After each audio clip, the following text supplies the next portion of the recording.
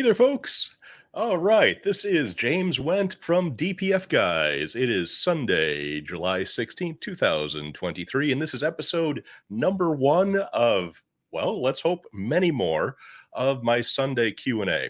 I really appreciate you joining me wherever you are, might be joining me here either before or after recording this thing.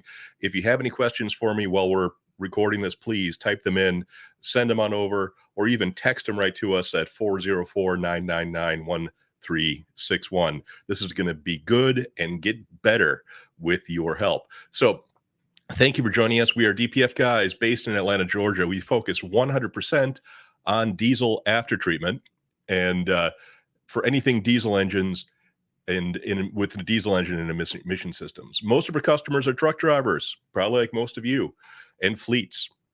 But we also service after treatment for off-road equipment. That's generators, road graders, bobcats, things that don't move. Could be, again, generators, could be pumps, could be rock crushers. Anything with the diesel engine and with after treatment, we can help you out.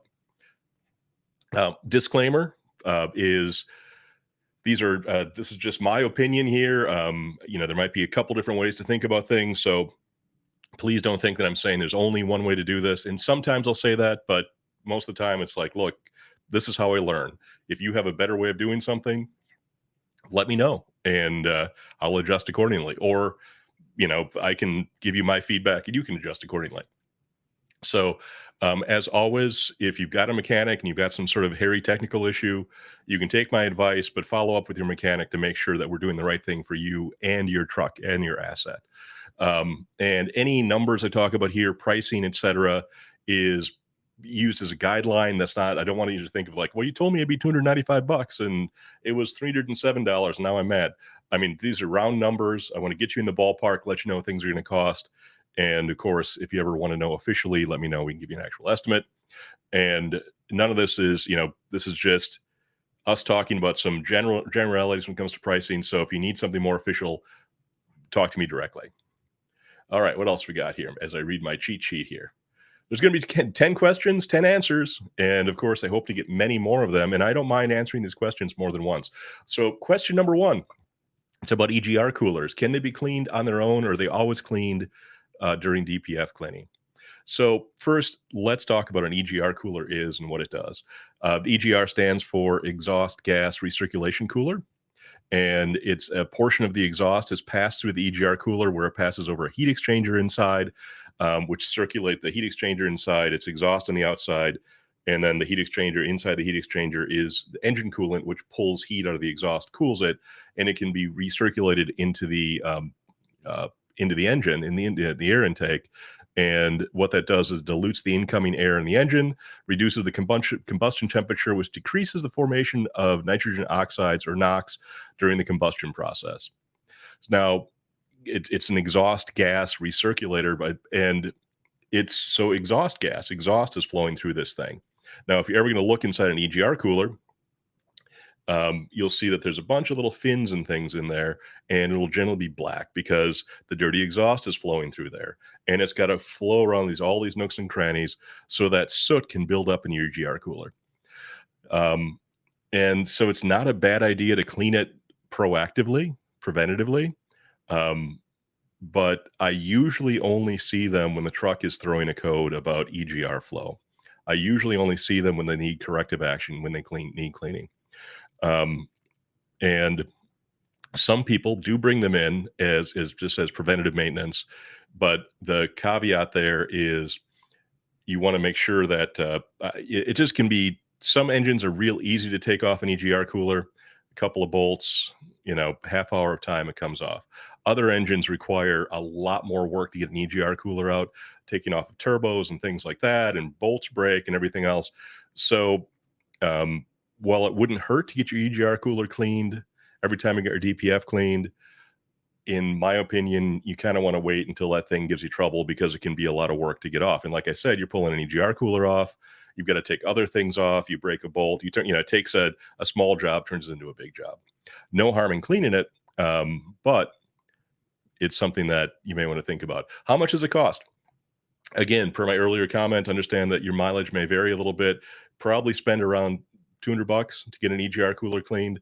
and it should take, you should be able to bring one in, get it back the same day, depending upon how dirty it is. Because sometimes those things take a lot of elbow grease and can take a day to get done. So $200 and a day, plus or minus.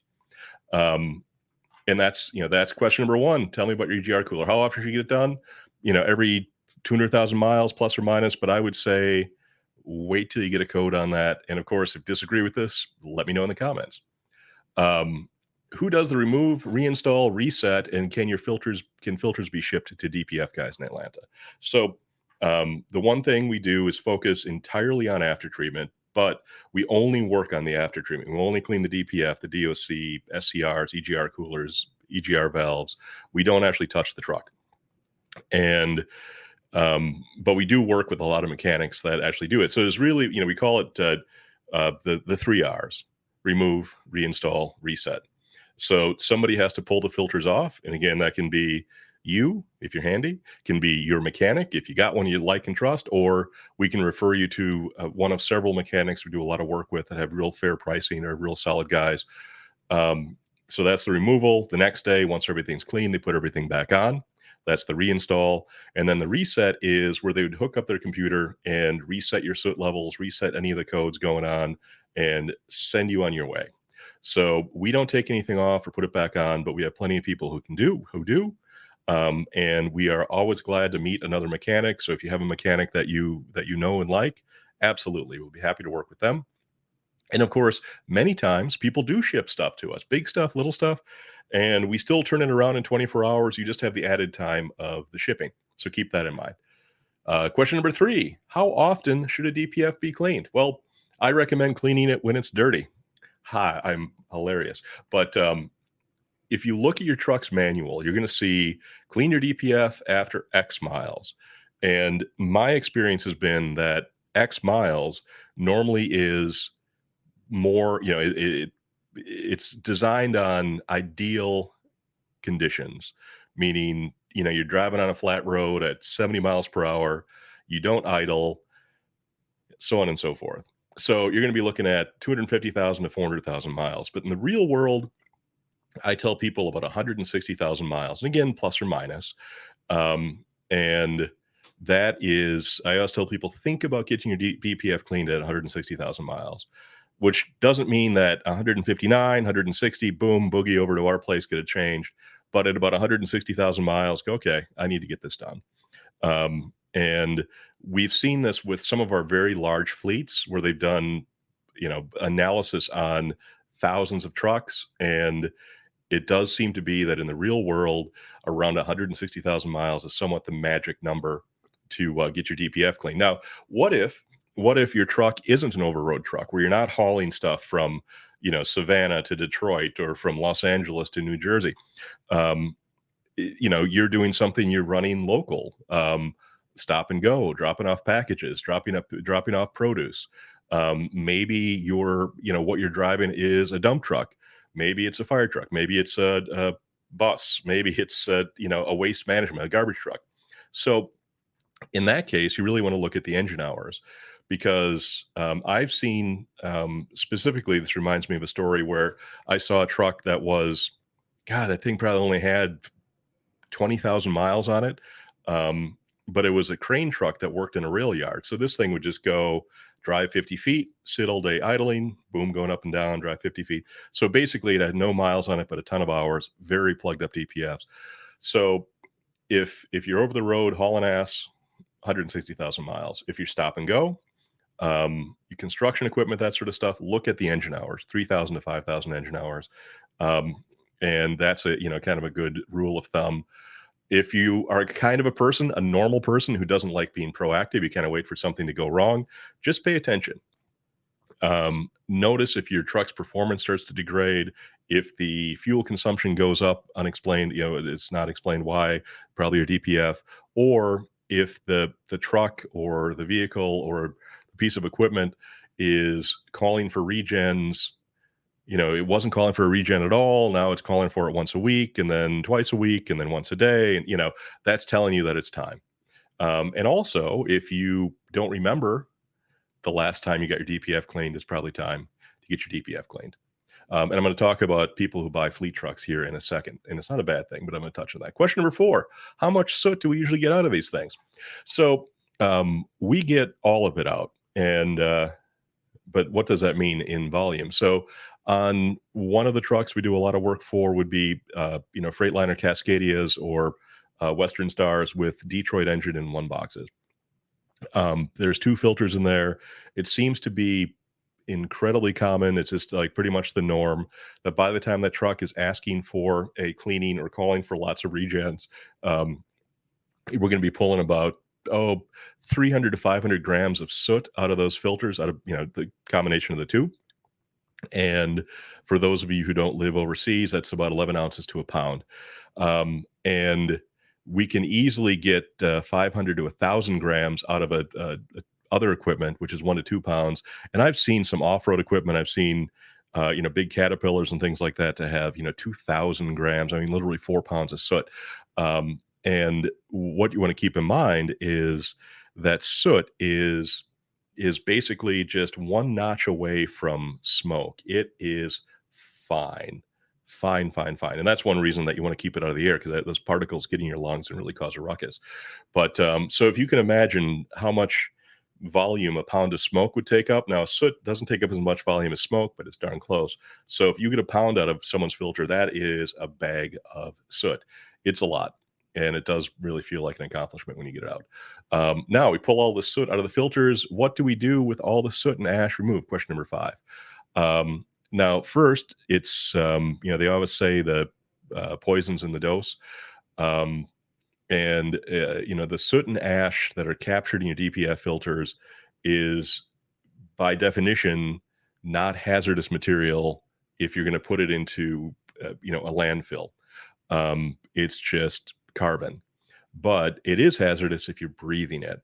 And so, we could landfill this if we wanted to, but we don't. We actually recycle it all. And so the soot is all recovered. We all, we put it in barrels and away it goes. And it is turned into the following things, from what I understand, depending upon the markets and the needs. Some of it's turned into black ink, believe it or not. Used as carbon black for tires, used in steel manufacturing, and the precious metals, which are 3 of them, and they're in your DOC, sometimes in your DPF: platinum, palladium, rhodium. Those precious metals pass through into the soot and are captured by the DPF filter, and trace amounts are in the soot, but they're so valuable that they'll extract those from the soot, recycle them, and then sell them on the open market, probably going back into after treatment. I checked today. Actually, the price of these precious metals are down, surprisingly enough.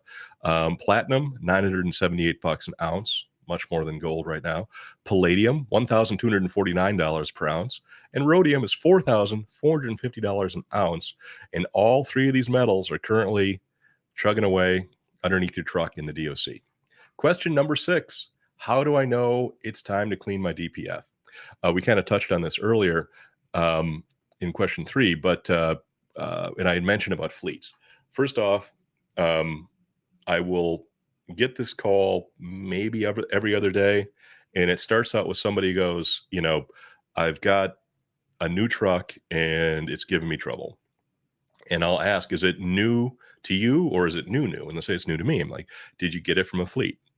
And they'll say, yeah, I bought it from Schneider, or I bought it from Ryder, or I bought it from, fill in the blank.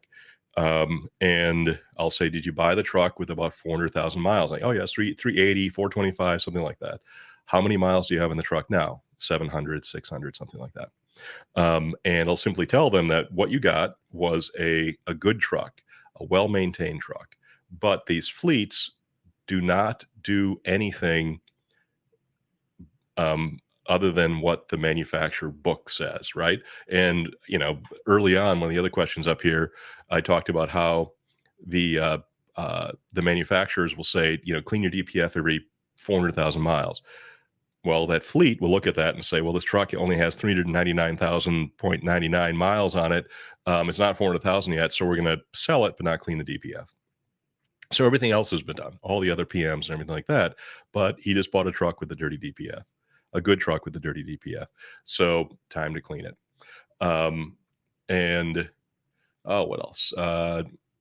like I said, if you don't remember the last time you got your DPF cleaned, it's probably time. And of course, like I said before, if your truck is asking for regens and it wasn't asking for it before, it's it's just going to ask for more and more parked regens. Also, as a side note, if your truck does ask for a parked regen, if it's possible, let it run, let it finish. Because if you keep interrupting the regens, eventually it'll never clear itself out, and you kind of you're stuck. Another thing, um, people often think that doing a forced regen on the truck. So they'll say, "Oh, my truck called for a regen. I stopped at Love's, paid $150. They forced regened it," and and then they're mystified, like, why didn't that magically fix everything? So keep in mind that the DPF filter, the diesel particulate filter, is, and it says it right in its name, is a filter. And the idea of the filter is you have one side, in the dirt, whatever that might be, whether it be the coffee grounds in your coffee filter, or the crap you suck up from in your shop vac and get stuck in the filter there, or your DPF. It catches the dirt, catches the particles, the dust, the coffee grounds, the stuff in your vacuum cleaner. And then, that's too big to get through the filter. But the air goes through the filter, or the water in your coffee pot, goes down. The coffee goes through it. The grounds get stuck behind. Um, and so when you do a regen, all you're doing is getting everything really hot, and you're just burning that soot into ash. Some of it turns into a gas and passes through, but you're basically just compressing it. And you can do that quite a bit, but eventually it doesn't have any more room for it. I did a video on TikTok, and check us out on TikTok, by the way, if you already haven't, where I compared doing a regen on a truck to jumping into a garbage can full of garbage and squishing the garbage down. Now, those of you who are married, and your wife might say, "Hey, the kitchen garbage is full. Can you empty it?" And you're like, "Well, I'm on the way out the door. Don't have time to do that." So what do? You take the cover off the garbage can, you get your big fat foot in there, crush it down. And you might be able to crush it halfway down, 2/3 of the way down, because you can really squish that stuff. Milk cartons and egg cartons and things like that, they compress.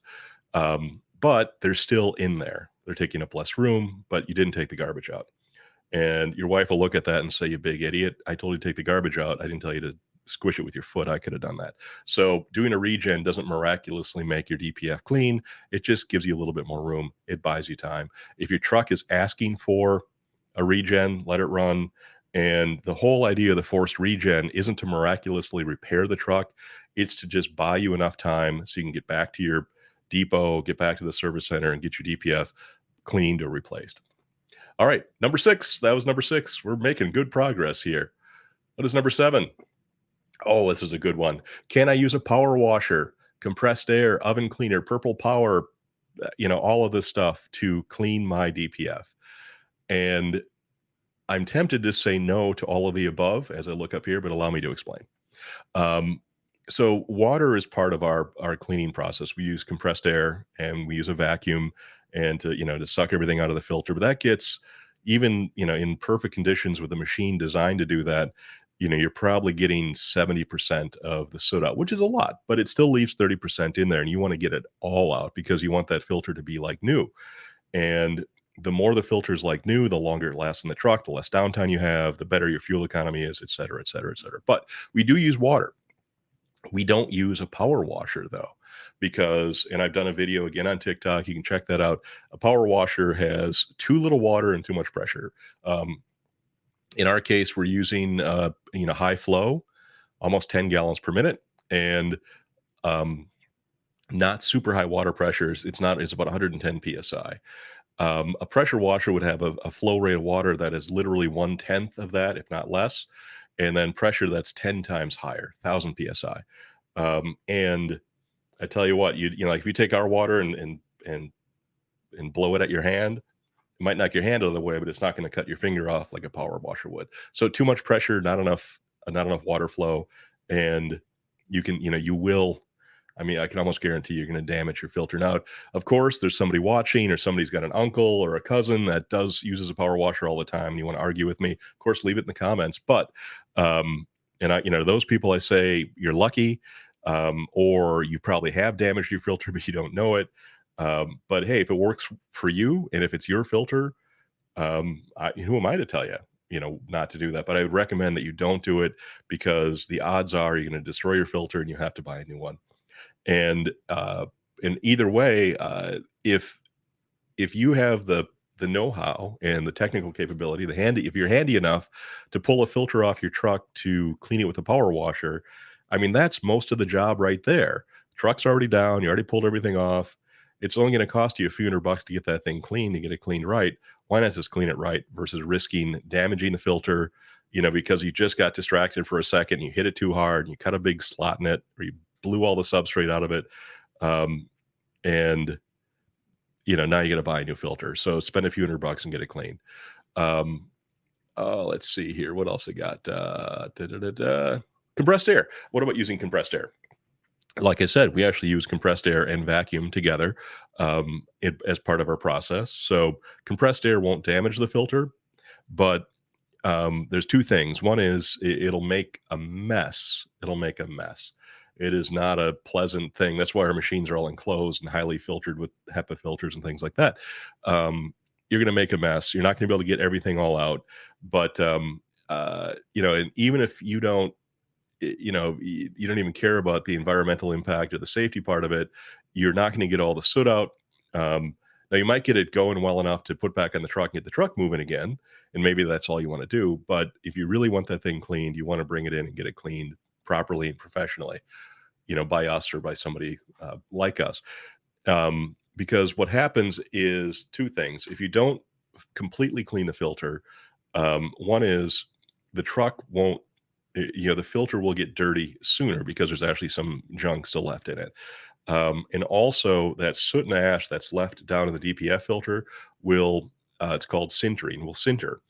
And what that is over repeated heat cycles, that soot and ash being left in the filter will start to harden, and it won't come out no matter what you use to clean it.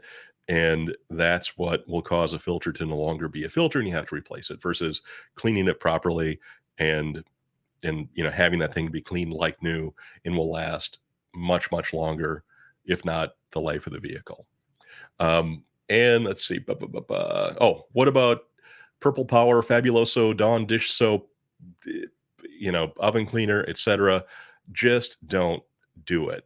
All of the things you listed are, the Purple Power and the oven cleaner are all, surfactants, or they're caustics. They're all designed to break down either baked on grease or grease. What's in your DPF is not an oil. It's carbon and ash. And, Dawn might make the outside of your DPF nice and shiny, but it's not going to do anything to what's inside it. You'll probably make things worse and just gum it up. Again, you already have it off the truck, get it cleaned right. If I had no choice and I had to choose between compressed air, Purple Power, oven cleaner, pressure washer, I'd probably just do compressed air. And I mean, that'd probably be what I recommend, but really, ideally, bring it to someone who can actually clean it. Question number 8. What about the DPF cleanings I can buy, DPF cleaning chemicals I can buy on Amazon?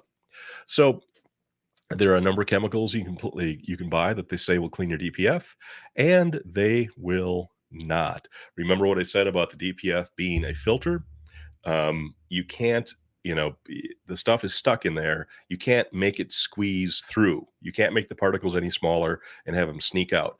And besides, even if you could do that, if they go through your DPF, guess where they're going to go after that? If you have a truck that takes DEF, they're going to get stuck in your SCR and screw up your SCR. You don't want to do that. So I would say that anything that says it's going to clean your DPF doesn't. Now, some of them are like combustion boosters, and they may cause, they'll cause your engine to your fuel to burn hotter or maybe more completely, and that won't clean your DPF, but could allow you to go longer between cleanings, and that's a bonus. And you have other ones that are catalyzers that actually, that put more chemicals or more like catalytic metals, like platinum, supposedly. I can't imagine that they would actually put platinum in that stuff, but they might, a tiny trace amount. But in theory, to get that into your DOC to cause it to burn hotter, I don't really think that any of them work. I don't think they would really hurt anything. But you know, if they really do have an impact and stuff, I really wouldn't want to get anything down your after treatment any hotter than it's designed to be, because that can damage things. Now, the additives, and again, this is going to be a good question for my friends at Amsoil when I finally have a video with the Amsoil guys here. I think that'd be really nice. They do have some additives that supposedly really work to make your diesel fuel burn as efficiently as possible. Because the truth is, if your diesel fuel burns 100% efficiently, there really is nothing left over. There's no soot, no nothing. There'll be some NOx, but for the most part, it's just going to burn really clean.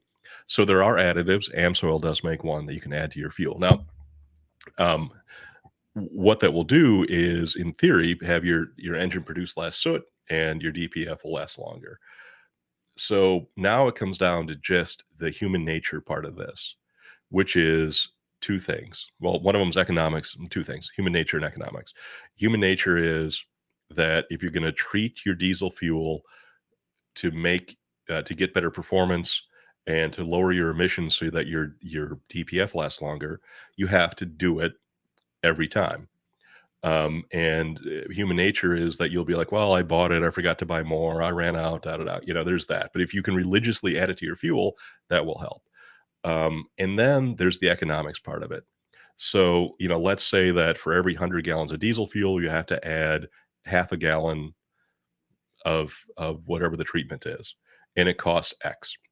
And just, in round numbers, let's say, over a period of time, a year, for instance, you religiously, because you are a responsible adult, every time you fuel up, you add the treatment. And in a year, you spend $1,000 on, on the fuel treatment. And, let's say that it did everything that it promised to do. It reduced the amount of times you've got to clean the DPF. It increased your fuel economy. But if your savings, again, if you spent $1,000 on this, not again, it could be more, it could be less, but you spent $1,000 on this additive, used it properly, it worked properly, but it only saved you $500, then it's not worth doing, because you're not gaining anything. However, if you can reliably use a good and working additive, and for every dollar you spend on the the magic juice you put into your fuel tank, you are, you're literally, you're saving $1.50, then by God, do it. So that's the thing. Basically, make sure that the juice is worth the squeeze, and that it's actually doing what it says it's going to be doing.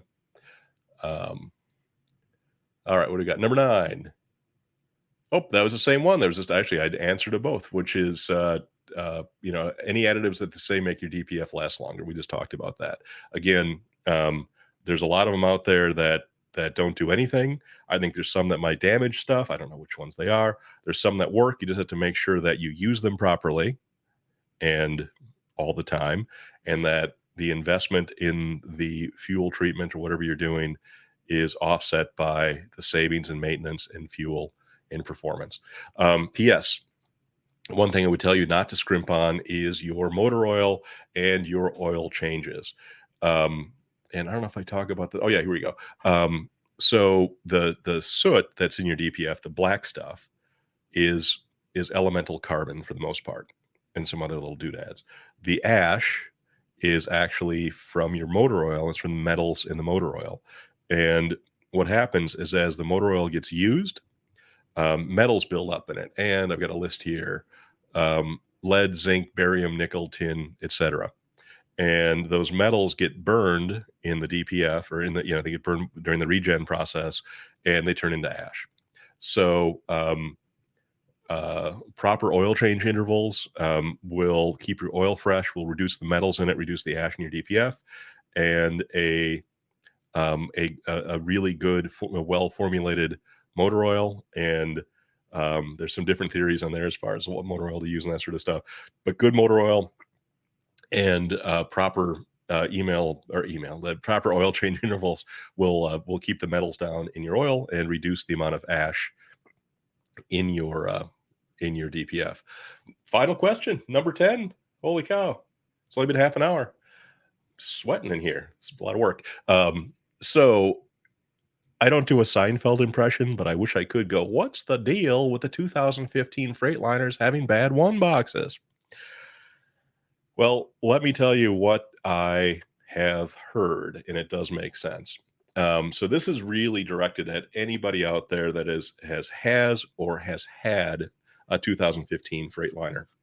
Um, and I've seen so many of those trucks with failed one boxes. And, I like to say that there's 10 things that can go wrong with the one box, and we can fix 8 of them.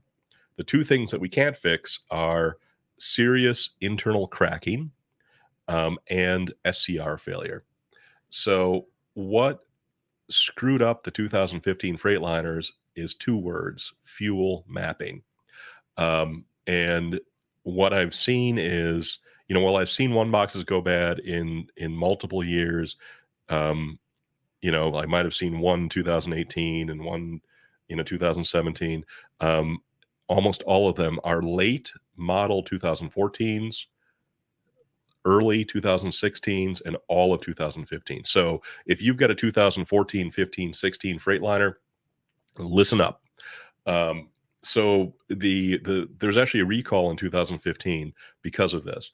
Um, and anybody watching this who's a mechanic, I'm not going to embarrass myself to try to explain what fuel mapping is, because it's really kind of a mystery to me in many ways. And if I know enough to be dangerous, I'm not going to blab about it like I know exactly what I'm talking about, because I'll make a fool of myself. But someone can chime in with real specifics on this, and I can learn something. But so here are the symptoms you will see if you get a 2015, 14, 16 that's affected by this. It will go like this. My truck runs great if it's bobtail. If I'm loaded lightly or have an empty trailer and I'm on a flat road, it runs like just nobody's business. But you put 40,000, 50,000 pounds in the back and I start going up a hill, boom, I'm going to start getting codes for DEF quality. I'll get codes for SCR efficiency, NOx conversion, all of this stuff. And some of those stupid codes will send you down a dead end. DEF quality, oh my God, let's replace the DEF header. That doesn't fix it. Oh, DEF quality, let's drain the DEF, put new DEF in. Oh, that doesn't fix it. And well, it turns out that it's an SCR issue. And like I said, we can fix 8 of the 10 problems on a one box. The SCR is not one of them. And what was happening with this fuel mapping problem is, um, from what I understand, and again, somebody who knows more about this could definitely chime in.